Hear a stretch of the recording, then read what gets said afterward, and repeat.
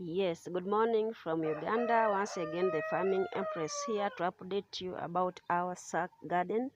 We posted previously about our preparation for the nursery, and here we are. We have transplanted, and these are our tomatoes, and this is our sukuma wiki.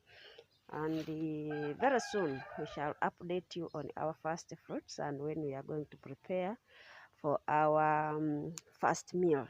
And like you need to know, we mixed the chicken manure with our soil and we put here, so it is purely organic and it is going to be used for home consumption and maybe to give some neighbors. Thank you. Kindly subscribe, like and share. Do not forget to comment.